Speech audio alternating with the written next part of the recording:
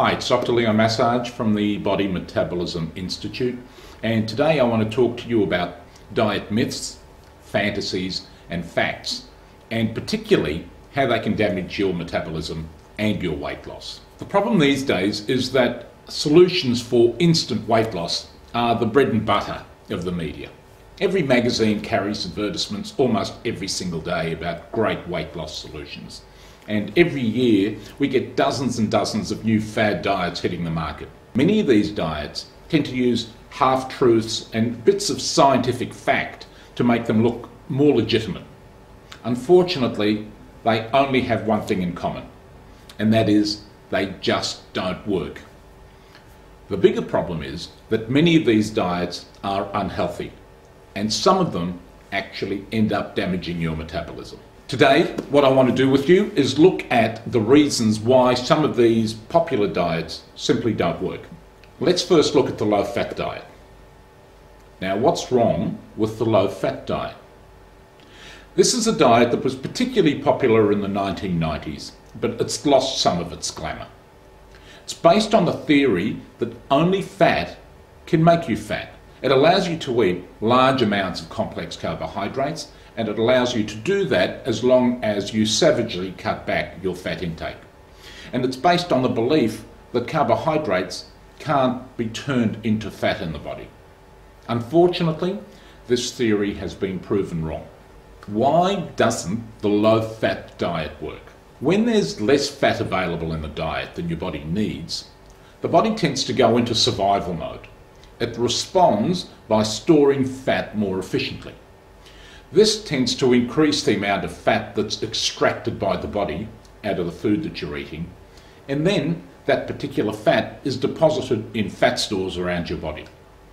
What this means is that your body can actually increase the fat intake and the fat absorption when you go onto a low-fat diet. The other problem created by this low-fat diet is that it's been proven to usually cause you to eat more. There was a study done at Cornell University that followed volunteers who were placed on a low-fat diet. The end result was that this diet increased their total fat intake by about 45%. The reason was that they tended to increase their total intake because they felt comfortable with eating more because they were eating less fats. What happened, of course, metabolically, is that their body became flooded with carbohydrates. This raised their insulin levels, and this resulted in even more fat gain and, interestingly enough, a greater urge to eat. Their appetite increased. Next, let's look at the grazing diet. What's the grazing diet? Grazing is the concept of eating lots of small meals during the day under the mistaken belief that this process of eating is actually going to stimulate your metabolism. It believes that the dieter will burn more calories because their body will need to use more calories to digest the extra food that they're eating during the day. This theory is wrong, and it's actually been proven to be wrong. The concept is great in theory, but it doesn't seem to work with people who've got a weight problem. It's based on the fact that it works for people who are naturally thin. Unfortunately, as you'll learn in my program, these people have got a totally different metabolism.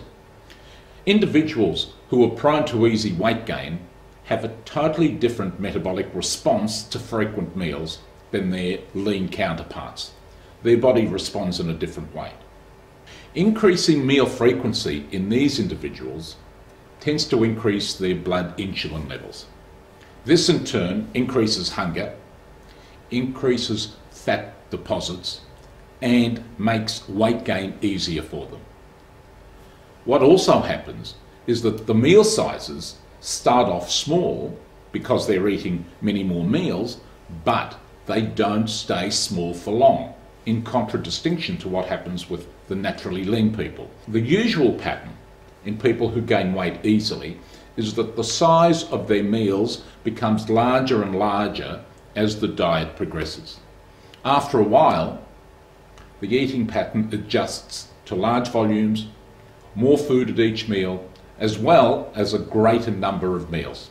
Of course, what happens then is that weight gain is the end result. So let's look at the low glycemic index diet, and specifically what's potentially wrong with relying just on glycemic index. Now, the low GI diet is a popular diet, and the diet focuses on how the body responds to eating carbohydrates of different glycemic index. Now, used correctly, this form of dieting can be highly effective. However, there's a trap. Relying just on glycemic index values is just not quite enough. And that's because GI is usually poorly understood by many of the people who use it. And sadly, this can result in several problems. One of these problems is the restriction of the intake of certain healthy carbohydrates, ones that are essential for your health and wellness, and substituting them with what end up being really poor quality carbohydrates whose GI has been artificially lowered. It's important to understand that the GI, or glycemic index, is only a number.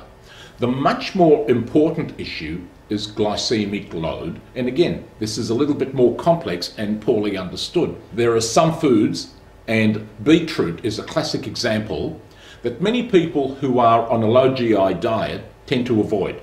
Why? Because it seems to have a moderately high glycemic index.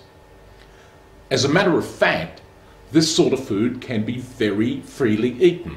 Why? Because what really counts is the glycemic load.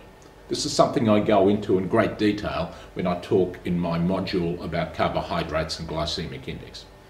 What happens, of course, is the followers of this sort of regime tend to eat food that's not really as good or as healthy as they really think it is, especially when they judge it purely by the value of the glycemic index.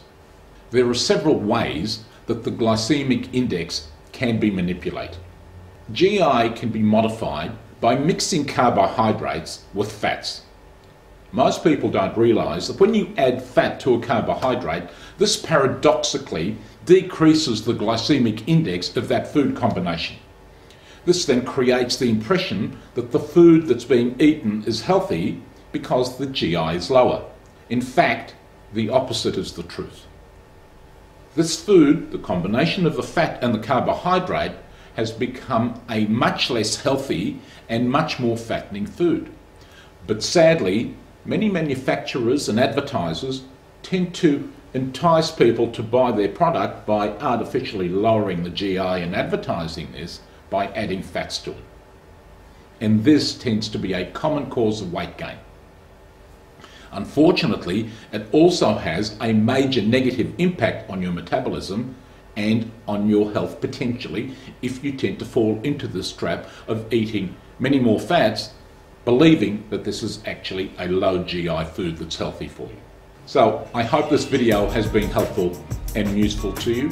For even more information and for more advanced techniques of dealing with your diet and your weight, and for immediate access to my weight loss program, don't hesitate to click on the Get Started button on this page. So for now, this is Dr. Leon Massage, wishing you great success in your weight loss journey. Hope to speak to you soon, and goodbye for now.